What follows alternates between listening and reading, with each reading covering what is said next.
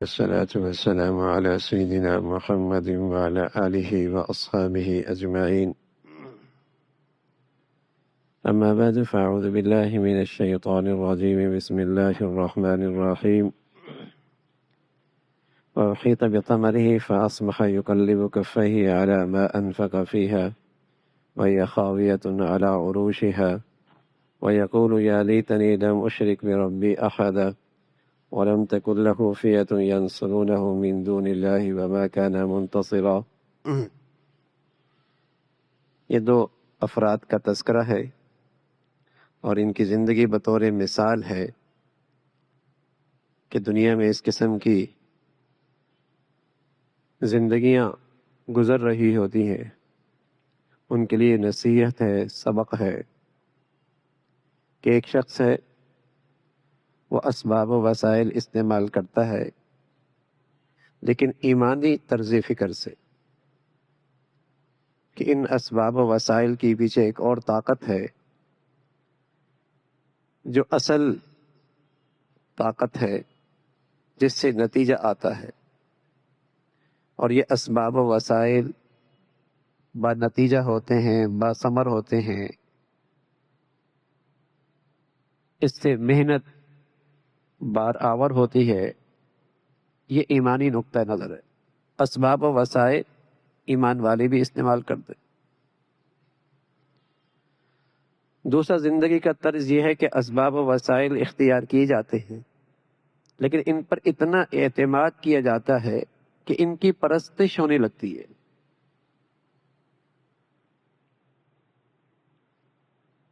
یہ اسباب و وسائل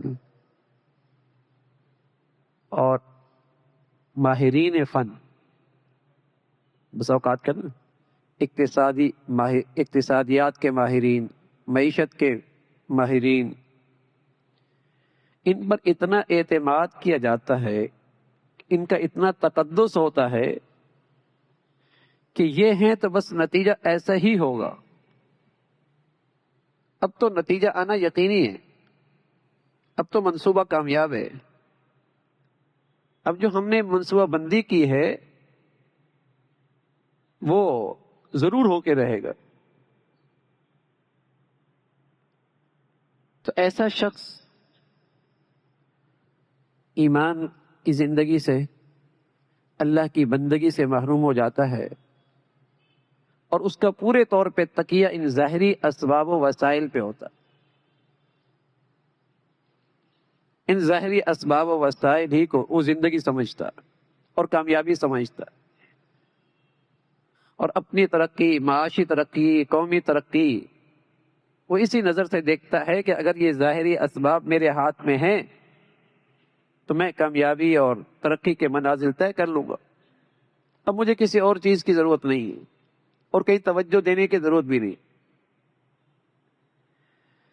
تو ایسا شخص جب اللہ سے غافل ہوتا ہے تو کبھی کبھی اللہ کی طرف سے لاٹھی بھی برستی ہے، سبق بھی آتا ہے۔ تو یہ باغ والا شخص بھی کچھ اسی قسم کی سوچ میں مبتلا تھا۔ اس کے پاس دولت تھی، باغات تھے، معاشی لحاظ سے بہت اچھی زندگی تھی، فراوانی تھی۔ تو آسمان سے ایک آفت آئی، وَأُحِيطَ بِثَمَرِهِ، جس نے اس کی ساری دولت کو گھیر لیا۔ صبح کیسا تھا اور شام مٹی ہو گیا، سارا سب ملیا میٹ ہو گئی اس کی دولت۔ آدمی بس اوقات سرمایہ کاری کر رہا ہوتا ہے اور اپنے لحاظ سے ایک سوچ بناتا ہے کہ مارکیٹنگ بھی اچھی ہے، ماحول بھی اچھا ہے، یہاں کاروباری لحاظ سے حالات بھی سازگار ہیں، کوئی امن و امان کا بھی مسئلہ نہیں ہے، کوئی آئندہ اس قسم کے حالات کا اندیشہ بھی نہیں ہے، اور دنیا کے تمام معاشی لوگ، معاشی کمپنیاں یہاں آ رہی ہیں، یہاں سرمایہ کاری ہوگی تو 100 گنا نہیں 1000 گنا نفع آئے گا۔ یعنی آنند فانند کیا ہوتا ہے؟ آنند فانند کیا ہو جاتا ہے. تو کبھی کبھی اللہ تعالیٰ پیغام دے رہے ہوتے ہیں کہ اصل اختیار تو میرے ہاتھ میں ہے. چاہوں تو مٹی کو سونا بنا دوں اور چاہوں تو سونے کو مٹی کر دوں، دیر نہیں لگتی. چاہے تو سونے کو مٹی کر دوں. کہاں اس کی قیمت تھی اور آج کہاں گر گئی؟ اس زمین کی، اس عمارت کی، اس سوسائٹی کی کہاں تھی اور کہاں گری؟ تو دنیا میں اس قسم کے احوال آتے رہتے ہیں. تو اس پر بھی ایسے ہی ایک مصیبت آئی، کہاں معاشی حالت اور کہاں فروانی اور کہاں خوشحالی، ایسی آفت آئی وحید بثمری. اور یہ شخص فاصبح یقلب کفیہ علی ما انفق فیہ، ہاتھ ملنے لگ گیا. ہائے یہ کیا ہو گیا؟ سارا سرمایہ بھی ڈوب گیا، ہاتھ ملتا رہ گیا، مارے افسوس اور حسرت کے کہ یہاں سرمایہ کاری کر دی. یہ کیا ہو گیا؟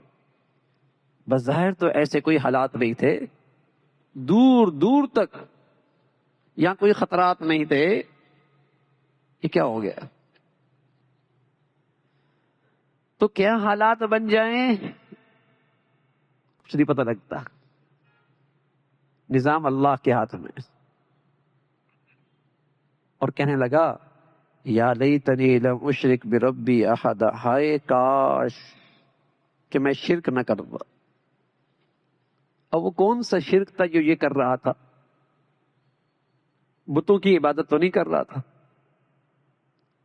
سورج چاند کے سامنے تو سجدہ نہیں کر رہا تھا. اس کے ہاں جو شرک تھا، جو اس تہذیب کا شرک ہے، جو اس دجالی تہذیب کا شرک ہے، اس نے اسباب پر اتنا اعتماد کیا، اتنا تکیہ کیا کہ یہ ظاہری اسباب ہی، انہی میں میری کامیابی کا راز ہے. ان ظاہری اسباب ہی میں میری کامیابی کا راز ہے، اسی میں میری معاشی ترقی ہے، اسی میں اقتصادی طور پہ بہت آگے بڑھ سکتا ہوں. یہ اس نئی تہذیب کا، اس دور جدید کا یہ نیا بت ہے جو ایمان کے مقابلے پہ ہے، جو اللہ تعالیٰ کی بندگی کے مقابلے پہ ہے. آج یہ شرک سرایت کیا ہوا ہے. اس لیے زبانوں پہ انشاءاللہ نہیں آتا، اس لیے کسی کام کے لیے حاجت کے نفلے نہیں، اس لیے کسی کام کے لیے دعائیں اللہ سے مانگنا نہیں، اس لیے زبانوں پہ ماشاءاللہ اللہ چاہیں گے تو، اللہ کریں گے تو اللہ ہی سے ہوگا، یہ زبانوں پہ کلمات نہیں. نظر کس پہ ہے؟ زبانوں پہ کلمات کیا ہیں؟ پلاننگ ہو گئی، مارکیٹنگ اچھی ہو گئی، اچھی منصوبہ بندی ہو گئی، میں نے ماہرین کو بھی ساتھ ملا لیا، میں نے یہ ساری شکلیں جو آج کی دنیا میں رائج ہیں بہت اچھے انداز سے ان پہ میری نظر اور توجہ ہے. بس یہی تک. وہ بھول جاتا ہے کہ ان اسباب و وسائل کے پیچھے غیبی طاقت ہے. یہ شرک ہے آج، یہ شرک. اور جب یہ شرک زندگیوں میں آتا ہے تو پھر زندگیاں اللہ کی بندگی سے دور ہو جاتی ہیں.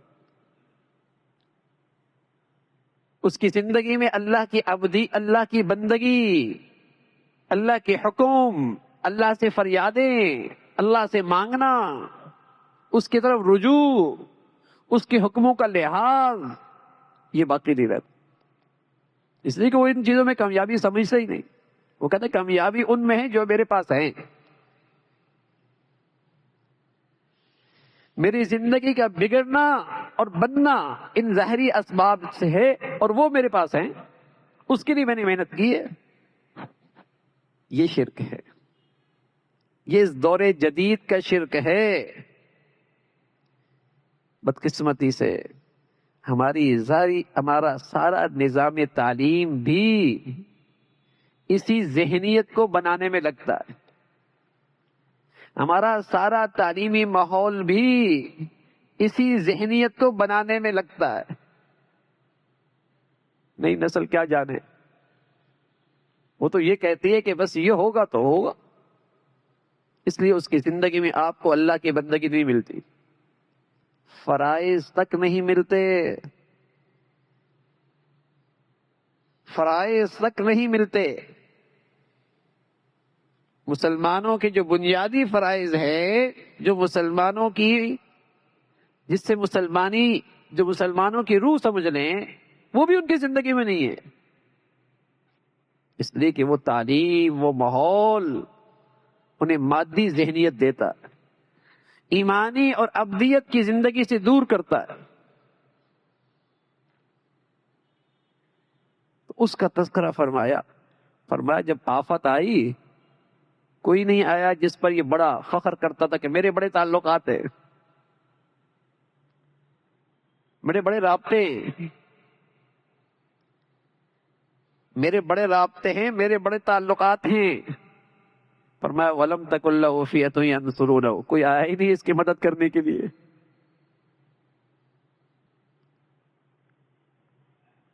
هُنَالِكَ الْوَلَایَةُ لِلَّهِ الْحَقِّ، وہاں پتہ لگا کہ اصل اختیار صرف اللہ کے پاس، اصل اختیار صرف اللہ کے پاس۔ تو جو طبیعتیں اللہ سے غافل ہوتی ہیں، جن کے دل اللہ سے غافل ہوتے ہیں، ایک تو ان کی یہ مادی ذہنیت بنتی ہے کہ ان ظاہری اسباب ہی سے سب کچھ ہوتا ہے۔ دوسری مصیبت کیا آتی ہے ان پر؟ دوسری مصیبت ان میں یہ آتی ہے کہ شکم مادر سے، ماں کے پیٹ سے جو سفر قبر کے پیٹ تک جانا ہے، درمیان میں ایک عارضی وقفہ آتا ہے جس کو ہم دنیا کہتے ہیں، اس لیے کہ آدمی جب شکم مادر سے نکلتا ہے تو پھر وہ ہمیشہ ہی رہتا ہے، انسان پھر کبھی ختم نہیں ہوتا۔ جب ماں کے پیٹ سے پیدا ہو گیا، آ گیا، تو پھر وہ ہمیشہ زندہ ہے، پھر وہ ہمیشہ رہے گا۔ مرحلے تبدیل رہتے، منزلیں تبدیل ہوتی رہتی، وہ رہے گا ہمیشہ۔ تو ماں کے پیٹ سے قبر کے پیٹ تک درمیان میں ایک وقفہ آتا ہے جس کو ہم دنیاوی زندگی کہتے ہیں، کہ درمیان کا ایک عارضی وقفہ ہے۔ تو جن کے دل اللہ سے غافل ہوتے ہیں، یہ تنگ نظر بھی ہوتے،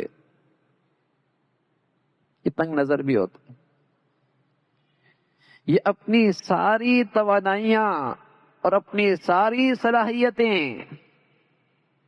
اسی عارضی وقت پہ صرف کر دیتے، زیادہ آگے، اور یہ نادان اپنی ساری صلاحیتیں اس تھوڑے سے وقفہ جو ملا ہے اسی بھی ضائع کر رہا۔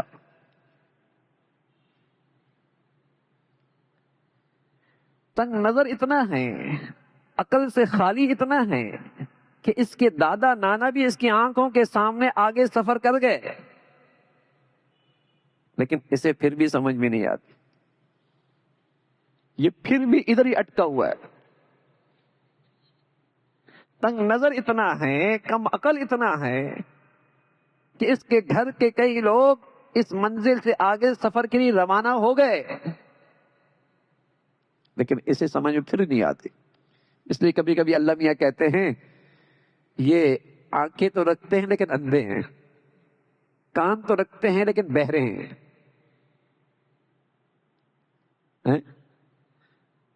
دل تو ہیں لیکن سمجھتے نہیں ہیں، عقل نہیں ہے ان کو، کہ ہم قلوب لا یفقہون بہا، ہیں دل کم عقل ہے، نہ سمجھ ہے، آنکھیں دیکھتے ہیں، عبرت نہیں پر اندھے اللہ یہ کہتے اندھے ہیں۔ فرمایا یہ تو ایسا لگتا ہے انسان تھوڑی ہیں، جانور ہیں، اولئک الانعام، یہ تو ایسا لگتا ہے انسان تھوڑی ہیں، جانور ہیں۔ جانور بھی کبھی کبھی اپنی آنکھوں سے اور اپنے کانوں سے کام لیتا ہے۔ فرمایا بل ہم اضل، یہ تو جانوروں سے بھی گئے گزرے۔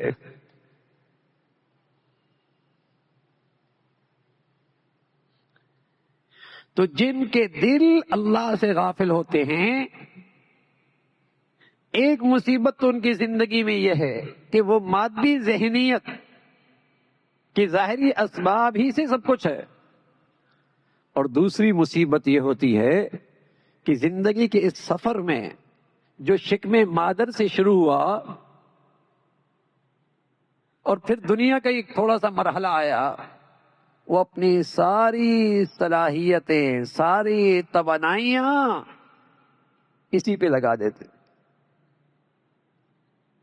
اسی پہ لگا دیتے۔ یہ بھی آفت ان لوگوں پہ آتی ہے، یہ کم عقلی بھی وہیں آتی ہے، یہ ناسمجھی بھی وہیں آتی ہے جن کے دل اللہ کی یاد سے غافل ہوتے، وہ اسی کو زندگی سمجھتے۔ تو اسی کا تذکرہ اللہ رب العزت نے فرمایا کہ یہ دنیا کی زندگی، یہ تو ایسی فنا ہونے والی ہے جیسے تمہاری کھیتیاں فنا ہوتی ہیں، کہ ایسا چٹیل میدان بنتا ہے کہ پتہ ہی نہیں لگتا یہاں کھیت کس چیز کا تھا، گندم تھی، مکئی تھی، کون سی فصل تھی، کون سی زراعت تھی، ایسا چٹیل میدان ہوتا ہے پتہ ہی نہیں لگتا یہاں کیا تھا۔ تمہاری زندگی بھی تو ایسی ہوتی ہے، تمہاری زبانوں سے، تمہارے دلوں سے، تمہارے دماغوں سے جانے والے کے نوام ہی فراموش ہو جاتے۔ یہ تو زندگی ہے۔ تو یہ بھی ایک بڑا المیہ ہے اور بڑی ایک مصیبت ہے، جب آدمی اللہ سے غافل ہوتا ہے تو پھر اس کی عقل، پھر اس کی آنکھیں، پھر اس کی بینائی، پھر اس کی سماعت، پھر جسمانی صلاحیتیں صحیح کام نہیں کرتی، صحیح کام نہیں کرتی، اور عبرت نہیں لیتی، صحیح رہنمائی نہیں حاصل کرتی۔ اللہ تعالیٰ اس فتنے سے محفوظ فرمائے۔